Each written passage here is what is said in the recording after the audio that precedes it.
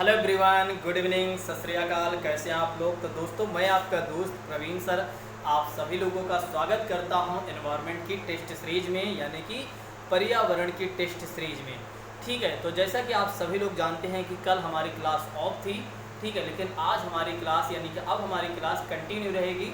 ठीक है, बीच में एक दिन क्लास को ऑफ रखना चाहिए और आपको भी एक दिन आराम लेना चाहिए।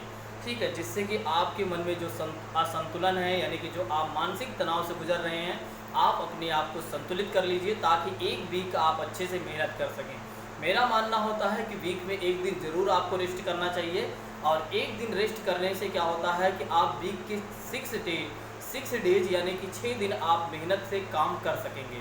ठीक है, तो काम करने का मुझे लगता है एक तरीका अच्छा लगता है, जो एक दिन आपको ऑफ लेना चाहिए।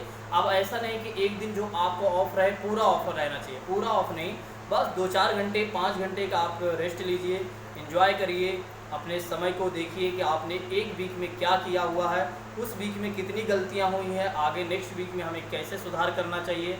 ठीक है, मतलब अपने काम को मैनेजमेंट में लाइए। ठीक है, यानी कि मैनेज करिए कैसे काम को करना है आगे चलकर, और किस तरह से हमें अपनी पढ़ाई भी जारी रखनी है, और साथ ही साथ जो आपके पास बहुत सारे काम हैं उनको भी कैसे हमें अपना काम को जारी रखना है, यानी कि अपना काम भी न रुकने दें और अपनी पढ़ाई भी न रुकने दें। इसीलिए आपको चाहिए कि वीक में 1 डेज आप क्या करें, ऑफ ज़रूर लिया करें।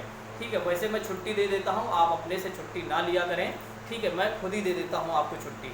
चलिए आज के पहले प्रश्न की बात करते हैं। सबसे पहले इस प्रश्न को शुरू करने से पहले एक और बात कहूँगा, जो हमारे नए साथी जुड़ते हैं वे चैनल को ज़रूर सब्सक्राइब कर ले, क्योंकि इसके बाद 500 क्वेश्चन का 1 लाइनर प्रश्न आने वाले हैं। ठीक है, उसमें आपकी पूरी साइकोलॉजी रहेगी, और साथ ही साथ यूपी स्पेशल की भी वीडियो आने वाली है। यूपी स्पेशल की भी 10 घंटे की क्लास आने वाली, बहुत सारी क्लासेज मैं लेकर आ रहा हूँ। बस आपके एग्ज़ाम तक आपको इतना प्रिपेयर कर दूंगा कि आप जब एग्ज़ाम में बैठेंगे तो आपको खुद ही महसूस होगा कि मैंने जो सर की क्लास फॉलो किया था वाकई में बहुत ही कारगर सिद्ध हो रही है।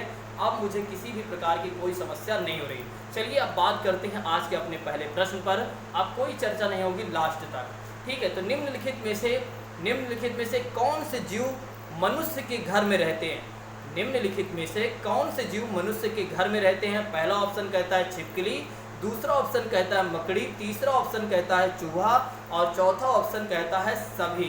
चौथा ऑप्शन कहता है सभी। जल्दी से इसका आंसर बताइए। तो इसका आंसर भी अगर आप नहीं बता पा रहे हैं तो इसका मतलब आप तैयारी नहीं कर रहे हैं, आप केवल और केवल मजाक कर रहे हैं। ठीक है, तो इसका आंसर हो जाएगा मनुष्य के घर में छिपकली भी रहती है, मकड़ी भी रहती है, और चूहा तो हमेशा रहता है। ठीक है, जैसा कि आप लोग जानते हैं। चलिए अगले प्रश्न की बात करते हैं। निम्नलिखित में से कौन उभयचर है। निम्नलिखित में से कौन उभयचर है। हाथी, मगरमच्छ, दरियारी घोड़ा और व्हेल मछली। जल्दी से इसका आंसर बताइए। बिल्कुल भी इस तरह के प्रश्न में आपको समय नहीं लेना चाहिए। तो इसका आंसर हो जाएगा बी ऑप्शन इज राइट दोस्तों, यानी कि मगरमच्छ जो है उभयचर प्राणी है, इस बात को ध्यान रखिएगा। चलिए अगले प्रश्न की बात करते हैं। अगला प्रश्न थोड़ा ठीक ठाक प्रश्न है। ठीक है, इसमें थोड़ा सा मैं आपको समय दे दूंगा, आप लोगों को समय दे दूंगा। चलिए ये रहा प्रश्न, जल्दी से इसको करिएगा, आप लोग जल्दी से सोच लीजिए।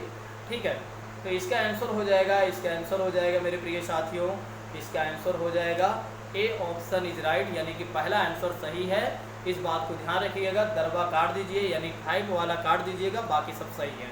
स्क्रीनशॉट लेना चाहते हैं तो ले सकते हैं आप लोग, फिर इसको आप समझते रहिएगा। चलिए बात करते हैं अगले प्रश्न, यानी निम्नलिखित में से किस पक्षी का घोंसला लालटेन की तरह होता है। ऐसा कौन सा पक्षी है जिसका घोंसला लालटेन की तरह होता है। खटपुड़वा, दर्जिन, कबूतर, बीवर। जल्दी से इसका आंसर बताइए। बहुत ही सरल प्रश्न है, सबसे ज़्यादा प्रश्न पूछे जाने वाला है। ये प्रश्न बहुत ज़्यादा पूछा जाता है आपके यूपी टेट और सी टेट में। तो इसका आंसर हो जाएगा बीवर। बीवर एक ऐसा पक्षी है जो अपने घोंसला बनाता है लालटेन की तरह या लालटेन के जैसे। अगले प्रश्न की बात करते हैं। अगला प्रश्न क्या कह रहा है कि मोर, चलिए मोर क्या है, मतलब मोर क्या करता है। मोर के संदर्भ में कहा गया है कि अपना घोंसला नहीं बनाता है। क्या मोर अपना घोंसला नहीं बनाता है। पहला ऑप्शन। दूसरा ऑप्शन कहता है पत्थरों के बीच में अपना घोंसला बनाता है मोर, और तीसरा ऑप्शन कहता है कि अपना घोंसला झाड़ियों में बनाता है, या फिर पेड़ के नीची डालियों पर बनाता है, या चौथा ऑप्शन कहता है कि अपना घोंसला ज़मीन को खोद कर बनाता है? जल्दी से इसका आंसर करिए मेरे साथी। इसका आंसर हो जाएगा सी, यानी कि सी ऑप्शन इज राइट। तो मोर क्या करता है? अपना घोंसला झाड़ियों में बनाता है या फिर क्या करता है? पेड़ की नीची डालियों पर बनाता है, क्योंकि आप जानते हो कि मोर एक ऐसा पक्षी है जो बहुत ज़्यादा दूर तक नहीं उड़ सकता है, बहुत ज़्यादा दूर तक नहीं उड़ सकता है, जो कि आप जानते हैं।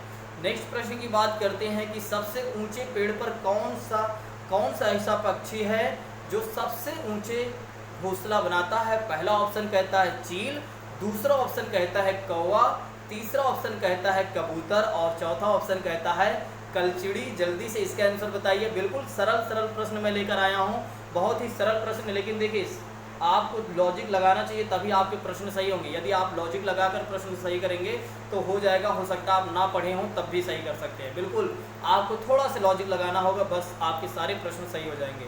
तो सबसे ऊंचे पेड़ पर कौन सा पक्षी है जो घोंसला बनाता है? वो है चील है।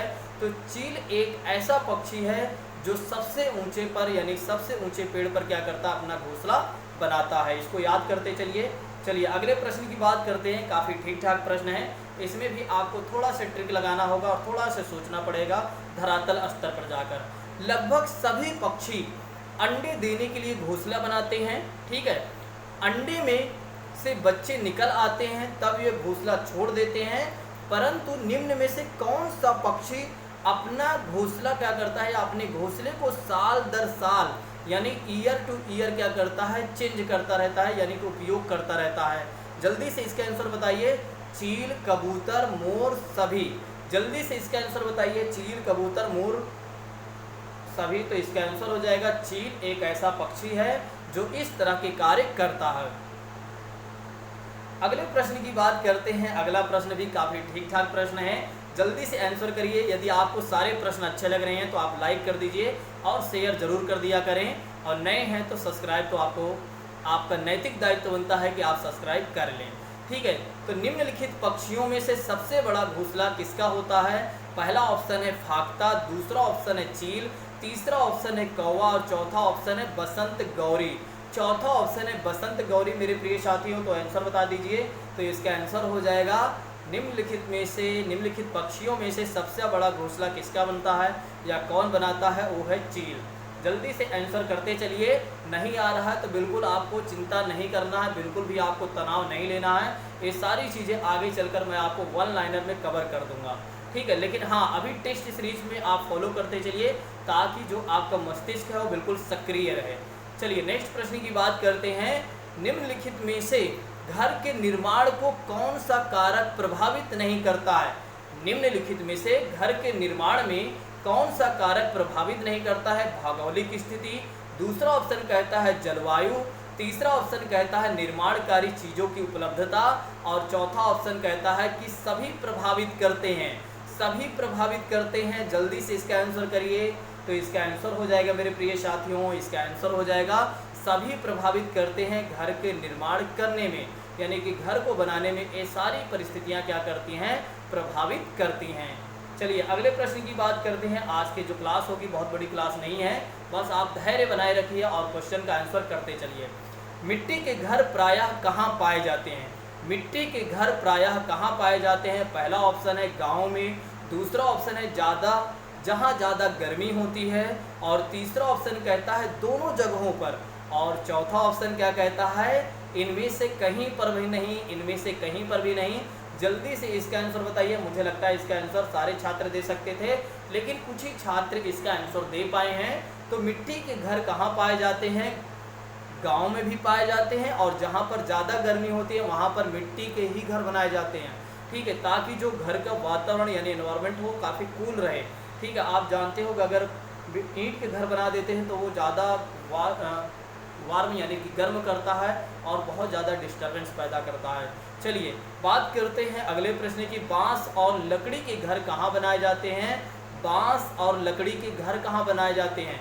जहाँ पर ज़्यादा बारिश होती है, जहाँ बारिश और बर्फ़ दोनों पड़ती है, और तीसरा ऑप्शन कहता है समुद्र के किनारे, और चौथा ऑप्शन कहता है जहाँ गरीब लोग रहते हैं, ठीक है। कुछ लोगों का लॉजिक अलग ही लग रहा होगा, कुछ लोग अलग ही लॉजिक लगा रहे हैं। मैंने पहले भी बोला है कि सीटेट और यूपीटेट जैसे इन एग्ज़ामों को क्वालिफाई करने के लिए बिल्कुल भी आपको ना तो ज़्यादा सोचना है ना तो कम सोचना है, बिल्कुल आपको मध्यम मार्गी रहकर या मध्यम मार्ग का अपना कर आप आंसर दे सकते हैं और आपके प्रश्न जरूर सही होंगे। ठीक है, तो जहाँ पर ज़्यादा बारिश होती है वहाँ पर बांस और लकड़ी के घर बनाए जाते हैं, इस बात को ध्यान रखिएगा।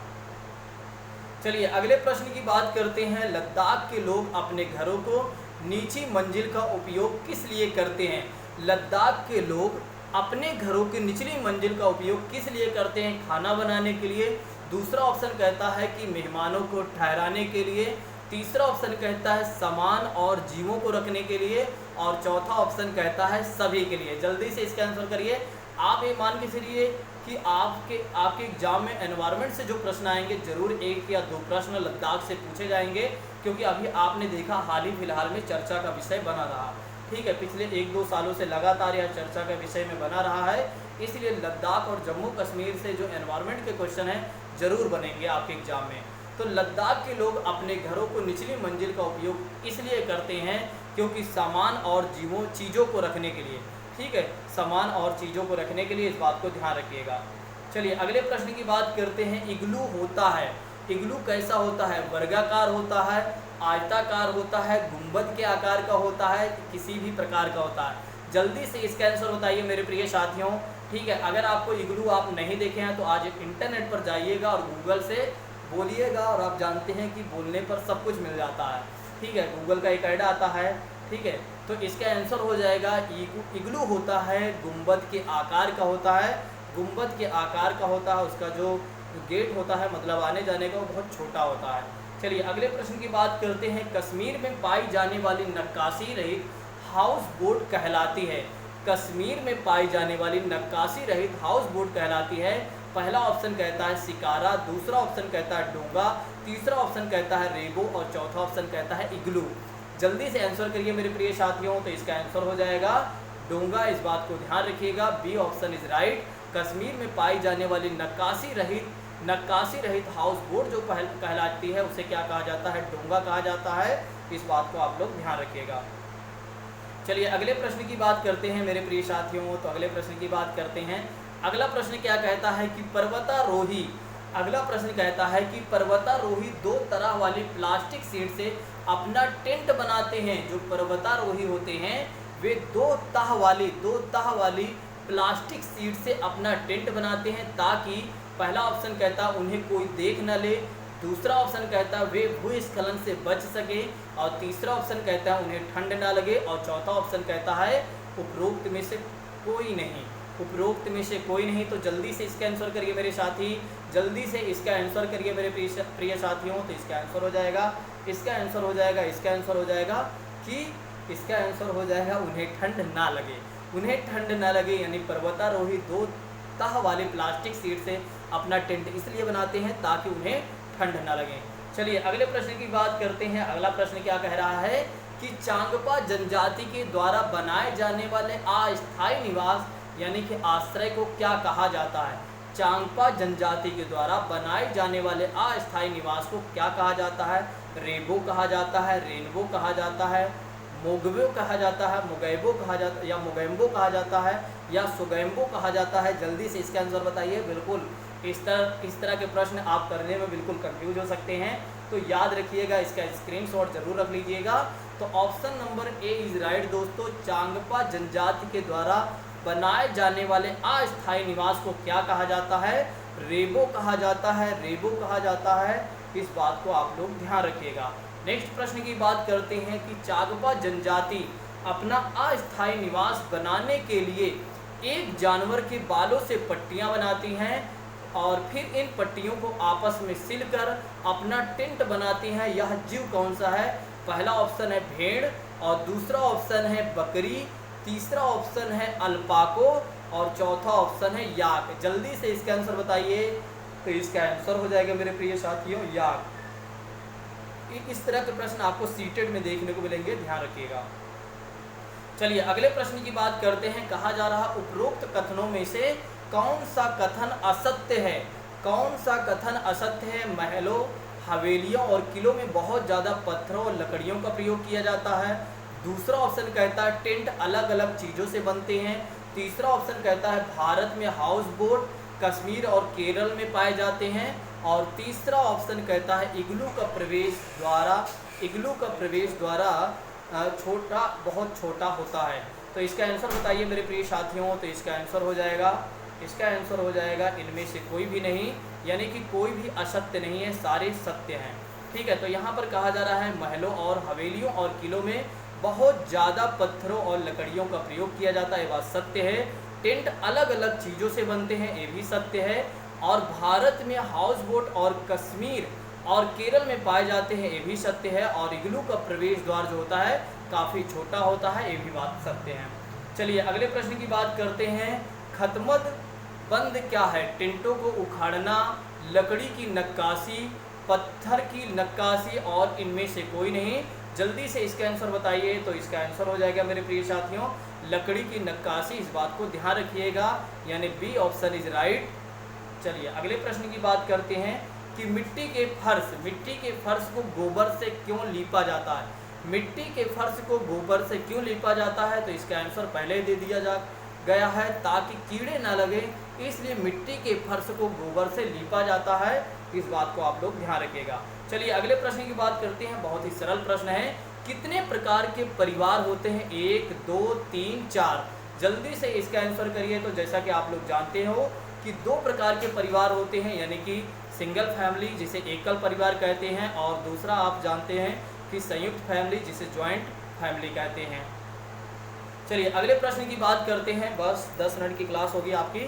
तो जिस परिवार में दादा दादी, चाचा चाची, ताऊ ताई, बुआ, माँ बाप, बच्चे रहते हैं, उस फैमिली को क्या कहा जाता है? एकल परिवार, संयुक्त परिवार, व्यापक परिवार, इनमें से कोई नहीं।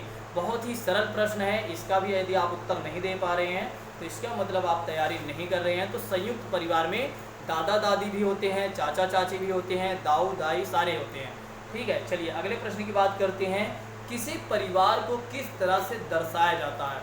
किसी परिवार को किस तरह से दर्शाया जाता है? पारिवारिक वृक्ष से, पारिवारिक बार चार्ट से, पारिवारिक पाई चार्ट से और किसी से भी। जल्दी से इसका आंसर बताइए। तो इसका आंसर हो जाएगा मेरे प्रिय साथियों पारिवारिक वृक्ष से, यानी ए ऑप्शन इज राइट। किसी भी परिवार को दर्शाया जाता है तो वृक्ष के माध्यम से दर्शाया जाता है, क्योंकि आप जानते हैं कि वहाँ पर क्या होता है, एक व्यक्ति मुखिया होता है, बाकी सभी लोग उसके सदस्य होते हैं और उनके पार्ट होते हैं। अगर माँ का रक्त यानी कि ब्लड ग्रुप ओ है और पिता यानी कि बाप का भी ब्लड ग्रुप ओ है, तो और बच्चे का ब्लड ग्रुप क्या आएगा? पहला ऑप्शन हो जाएगा बी, और दूसरा ऑप्शन हो जाएगा ओ ग्रुप, और तीसरा ऑप्शन कहता है ए बी ग्रुप, और चौथा ऑप्शन कहता है ए। जल्दी से इसका आंसर बताइए। तो बहुत ही सरल प्रश्न रहा। तो ये इसका आंसर हो जाएगा ओ ग्रुप, क्योंकि माँ का जो ग्रुप होता है ओ, और यदि पिता का भी ग्रुप ओ रहा और बच्चे का कौन सा ग्रुप हो जाएगा? ओ ही हो जाएगा। इस बात को ध्यान रखिएगा। चलिए अगले प्रश्न की बात करते हैं। ग्रेगर जॉन मेंडल ने अपना प्रयोग किस पर किया था? ग्रेगर जॉन मेंडल ने किस पर अपना प्रयोग किया था? मूंग पर किया था, चना पर किया था, मटर पर किया था, मक्का पर किया था? जल्दी से इसका आंसर बताइए। बिल्कुल भी इसमें आपको समय नहीं लेना चाहिए था। ग्रेगर जॉन मेंडल ने अपना प्रयोग किस पर किया था? मटर पर किया था। सबसे ज़्यादा यह प्रश्न पूछा जा चुका है आपके एग्जाम में। निम्नलिखित में से कौन सा कथन सत्य है कि सभी परिवारों के नियम एक जैसे होते हैं? पहला ऑप्शन। दूसरा ऑप्शन कहता है माँ बाप से बच्चों में गुणों के स्थानांतरण को आनुवंशिकता कहते हैं, यानी हेरिडिटी कहते हैं। और तीसरा ऑप्शन कहता है कि एक परिवार के सदस्यों की संख्या कभी घट और बढ़ नहीं सकती है। और चौथा ऑप्शन कहता है कि बच्चा स्कूल में सब कुछ सीखता है। बहुत ही अच्छा प्रश्न है। यदि आप लॉजिक लगाकर इसका आंसर देना चाहते थे तो दे सकते थे और आपका आंसर जरूर सही होता है। ठीक है, लेकिन कुछ लोग तुक्का के भरोसे चल रहे थे तो इसलिए उनके प्रश्न गलत हो गए, यानी कि उनका उत्तर गलत हो गया। तो माँ बाप से बच्चों में गुणों के स्थानांतरण को क्या कहा जाता है? आनुवांशिकता कहा जाता है, यानी हेरिडिटी कहा जाता है। इस बात को आप ध्यान रखिएगा। चलिए अगले प्रश्न की बात करते हैं। ग्रेगर जॉन मेंडल ने अपना प्रयोग मटर पर किया था, तो क्यों किया था? क्योंकि यह सब जगह पाया जाता है, क्योंकि एक पौधा है, क्योंकि इसमें कई सारे गुण पाए जाते हैं, और डी ऑप्शन कहता है उपरोक्त सभी। जल्दी से इसका आंसर करिए। तो इसका आंसर हो जाएगा मेरे प्रिय साथियों, इसका आंसर हो जाएगा सी ऑप्शन इज राइट, यानी कि क्योंकि इसमें बहुत सारे गुण पाए जाते हैं, इसलिए ग्रेगर जॉन मेंडल साहब ने क्या किया, मटर पर प्रयोग किया था। इस बात को ध्यान रखिएगा। चलिए अगले प्रश्न की बात करते हैं कि लड़कों और लड़कियों के लिए अलग अलग नियमों की कौन सी भावना पनपती है। पहला ऑप्शन है ऊंच नीच की भावना, दूसरा ऑप्शन है लैंगिक विभेद यानी डिस्क्रिमिनेशन की भावना, और चौथा ऑप्शन, तीसरा ऑप्शन कहता उपरोक्त दोनों में, और चौथा ऑप्शन कहता उपरोक्त में से दोनों में से कोई नहीं। जल्दी से इसका आंसर करिए, तो इसका आंसर हो जाएगा लैंगिक भेदभाव यानी कि जेंडर डिस्क्रिमिनेशन की भावना पैदा होती है या पनपती है। इस बात को ध्यान रखिएगा। अगले प्रश्न की बात करते हैं, आपके एग्जाम में पूछा जा चुका है, इसका आंसर आपको देना चाहिए। बच्चे को सामाजिकरण का पहला पाठ कहाँ से प्राप्त होता है? परिवार से, विद्यालय से, सांस्कृतिक केंद्र से, धार्मिक केंद्र से। यदि आप इसका उत्तर नहीं दे पा रहे हैं तो इसका मतलब आप तैयारी नहीं कर रहे हैं, केवल और केवल आप अपने जीवन के साथ क्या कर रहे हैं, मजाक कर रहे हैं। तो बच्चे को सामाजिकरण का पहला पाठ कहाँ से प्राप्त होता है? परिवार से प्राप्त होता है। इस बात को ध्यान रखिएगा, यानी ए ऑप्शन इज राइट। चलिए अगले प्रश्न की बात करते हैं। अगला प्रश्न है काफ़ी ठीक ठाक, इसमें मैं आपको थोड़ा सा सोचने का समय दे दूंगा, ठीक है, लेकिन आप ध्यान से समझिएगा। ग्रामीण क्षेत्र के मकानों के ढांचे वहाँ की जलवायु की स्थिति से संबंधित होते हैं और एक गांव के मकानों के लक्षण दिए गए हैं। पहला ऑप्शन कहता है कि मकान मजबूत बांस के खंभों पर बने होते हैं। दूसरा ऑप्शन कहता है कि अंदर से भी मकान लकड़ी से ही बने होते हैं, और तीसरा ऑप्शन कहता है कि मकान जमीन से लगभग 3 मीटर से लेकर 3.5 मीटर की ऊंचाई पर बने होते हैं, और चौथा ऑप्शन कहता है मकानों की छतें ढालू होती हैं। और इसमें कहा जा रहा है कि यदि इस गांव में भारी वर्षा होती है तो यह गांव किस राज्य में होना चाहिए था? बिहार में, असम, उत्तर प्रदेश, राजस्थान। बहुत ही अच्छा प्रश्न है। देखिए सीटेट 2016 का प्रश्न है, सीटेट 2016 का प्रश्न है। आप जानते हैं कि सीटेट बहुत अच्छा प्रश्न पूछता है, तो इसका आंसर हो जाएगा दोस्तों बी ऑप्शन इज राइट, यानी असम।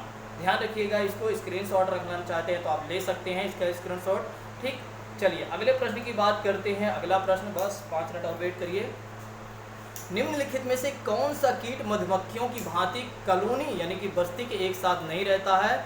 मकड़ी, ततैया, बर्रय, ठीक है, चींटी, दीमक। जल्दी से इसका आंसर बताइए, तो इसका आंसर हो जाएगा मेरे प्रिय साथियों, इसका आंसर हो जाएगा मकड़ी। इस बात को ध्यान रखिएगा कि निम्नलिखित में से कौन सा कीट मधुमक्खियों की भांति कॉलोनी में एक साथ नहीं रहता है? वो है मकड़ी, और मकड़ी जो होती है अंदर रहती है। चलिए अगले प्रश्न की बात करते हैं। घरों की नीचे दी गई विशिष्टताओं पर विचार कीजिए। निचली मंजिल में कोई खिड़की नहीं है। एक बार आप क्वेश्चन को समझ लीजिए। लेह और लद्दाख के घरों में ऊपर दी गई कौन सी विशिष्टताएं पाई जाती हैं? ठीक है, ऑप्शन समझिएगा। निचली मंजिल में कोई खिड़की नहीं है, पेड़ के तनों की लकड़ी से बना ढालू छतें होती हैं, पत्थर के खंभों पर जमीन से लगभग 10 से 12 फुट ऊंचे पर बने होते हैं, और डी ऑप्शन कहता है पत्थर, गारा, चूने से बनी मोटी दीवारें होती हैं, और लकड़ी फर्श के बने होते हैं। जल्दी से इसका आंसर बताइए। तो इसका आंसर मुझे लगता है कुछ ही छात्र इसका आंसर दे सकते हैं, ठीक है। तो इसका आंसर हो जाएगा ADEK। इस बात को ध्यान रखिएगा, ठीक है। इसका स्क्रीनशॉट आप लोग रख लीजिएगा। चलिए अगले प्रश्न की बात करते हैं। काफ़ी बड़ा प्रश्न है, ठीक है। हो सकता है इसमें आपको उत्तर देने में असहजता हो, लेकिन फिर भी आप लोग प्रयास जरूर करिएगा। कौवा पेड़ की ऊंची डाल पर अपना घोंसला बनाता है, और इस घोंसले को बनाने में कई प्रकार की चीज़ें, यहाँ तक कि लकड़ी की शाखाएं और लोहे के तार भी वह लेता है, और एक चालक पक्षी भी होता है जो अपना घोंसला नहीं बनाता है।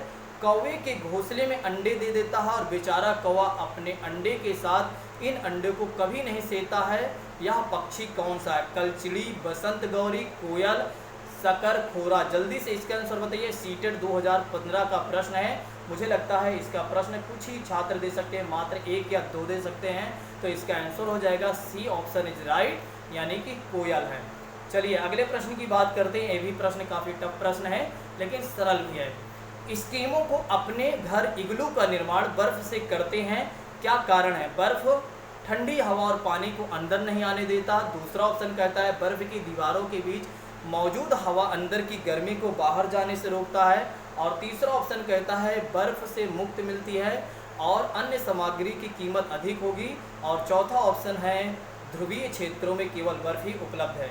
जल्दी से इसका आंसर करिए। तो इसका आंसर हो जाएगा मेरे प्रिय साथियों कि बर्फ की दीवारों के बीच मौजूद हवा अंदर की गर्मी को बाहर से नहीं रोकती हैं। ठीक है, इस बात को ध्यान रखिएगा। बस 2 से 3 मिनट और वेट करिए, आपकी क्लास को हम स्थगित करेंगे। नीचे दिए गया पैराग्राफ पढ़िए जिसे गांव के एक छात्र अपने घर के विषय में लिखा है। मैं गांव से आया हूं, मतलब यहाँ कहा जा रहा है कि यह गांव कौन सा होना चाहिए। ठीक है, मैं गांव से आया हूं, हमारे गांव में अत्यधिक वर्षा होती है, इसलिए हमारे घर धरती से लगभग 10 से 12 फुट ऊंचे पर बने होते हैं। इन्हें मजबूत बांस के खंभों पर बनाया जाता है और एक घर अंदर से भी लकड़ी के बने होते हैं। जल्दी से आंसर बताइए। तमिलनाडु, उत्तराखंड, आंध्र प्रदेश, असम, कहाँ की बात की जा रही है? जल्दी से इसका आंसर बताइए। बिल्कुल भी यदि आप में थोड़ा इन्फॉर्मेशन होती तो आप इसका आंसर कर सकते थे। ठीक है, तो असम, इसके पहले वाले प्रश्न को मैंने चर्चा में बताया था। ठीक है, चलिए अगले प्रश्न की बात करते हैं। बस 2 प्रश्न और रह गया है कि कोई भी पक्षी पेड़ की ऊंची डाल पर अपना घोंसला बनाता है, यह पक्षी कौन सा हो सकता है? शकरखुरा, कलचड़ी, कौवा, फाख्ता। जल्दी से आंसर बताइए। ठीक है, तो इसका आंसर हो जाएगा कौवा। इस बात को ध्यान रखिएगा इसमें ऑप्शन के अकॉर्डिंग। चलिए अगले प्रश्न की बात करते हैं। 2 प्रश्न और हैं। निम्नलिखित में से लेह और लद्दाख के मकानों की विशेषताएं चुनिए। पहला ऑप्शन कहता है पेड़ के तनों से बनी लकड़ी के ढालू छतें। दूसरा ऑप्शन कहता है निचली मंजिले से कोई खिड़की नहीं। और तीसरा ऑप्शन कहता है पत्थर, मिट्टी, चूने से बनी मोटी दीवारें। और चौथा ऑप्शन कहता है लकड़ी के फर्श। जल्दी से इसका आंसर बताइए। ये रहा आपके सामने ऑप्शन, तो इसका ऑप्शन हो जाएगा बी ऑप्शन इज राइट दोस्तों। B option is right. इसका आप स्क्रीनशॉट रख लीजिएगा। अब दोबारा मैं नहीं पढ़ने वाला हूँ। ठीक, एक लास्ट प्रश्न है आज का। तो ग्रामीण क्षेत्रों में गांव के गोबर से झोपड़ी की दीवारें और फर्श को लीपा जाता है। अभी इसकी हमने चर्चा किया था। यदि आप में थोड़ा से अगर आप में दिमाग लगेगा या आप दिमाग लगा पाएंगे तो आप ज़रूर इसका आंसर सही कर लेंगे। सर, इस क्वेश्चन का आंसर ज़रूर बता पाएंगे। चिकना और साफ बनाने के लिए, खुरदरा बनकर घर्षण बनाने के लिए, फर्श को प्राकृतिक रंग देने के लिए और कीड़ों को दूर रखने के लिए। जल्दी से इसका आंसर बताइए। बहुत ही सरल प्रश्न है। यदि आप इसका उत्तर नहीं दे पा रहे हैं तो फिर इसका मतलब ये कहा जा रहा है कि आप तैयारी नहीं कर रहे हैं, केवल और केवल मजाक कर रहे हैं अपनी ज़िंदगी के साथ। तो डी ऑप्शन इज राइट, कीड़ों को दूर रखने के लिए, कीड़ों को दूर रखने के लिए। ठीक, तो आज की क्लास को हम यहीं पर स्थगित करते हैं। कल मिलते हैं एक नए क्लास के साथ। Thank you so much. जय हिंद।